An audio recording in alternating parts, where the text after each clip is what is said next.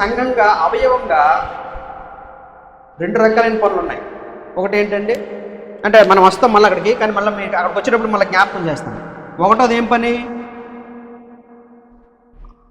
ఆరాధన సేవా సంబంధమైన పని. ఆరాధనలో పరిచర్య. ఆరాధనలో పరిచర్య అంటే మనం కూడుకునేటప్పుడు చేసే పరిచర్య. అది ఒక రకమైన సేవ లేదా పని అండి. ఇది ఒక రకమైన పని. అంటే ఆరాధనలో సేవ అంటే ఏంటి? ఈ మనందరం కలిసి దేవుడిని సరిగ్గా ఆరాధించుకోవడానికి ఒకళ్ళు ప్రార్థన చేస్తారు, ఒకళ్ళు పాటలు పాడతారు, ఒకళ్ళు వాక్యం చెప్తారు, ఒకళ్ళు ప్రబోధకులు నడిపిస్తారు. ఇవన్నీ కూడా ప్రభు వైపు మన దృష్టిని మనం ఉంచేటట్టుగా అందరూ కలిసి చేసేటువంటి పని. అందరం కలిసి యథార్థంగా ఆరాధించేటట్టుగా, అందరూ కలిసి దేవుణ్ణి మనం హృదయపూర్వకంగా ఆత్మతో ఆరాధించేటట్టుగా ఎవరికి ఇవ్వబడిన పని వాళ్ళు చేయడం. ఇది ఆరాధన సంబంధమైన పరిచర్య.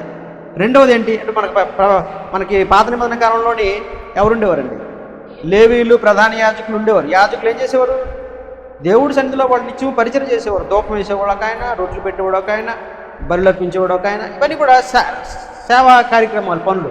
ఇకపోతే రెండవది జనరల్ సంఘం అంటే బయట ఆరాధన, బయట అండి, బయట చేసేటువంటి పరిచర్య.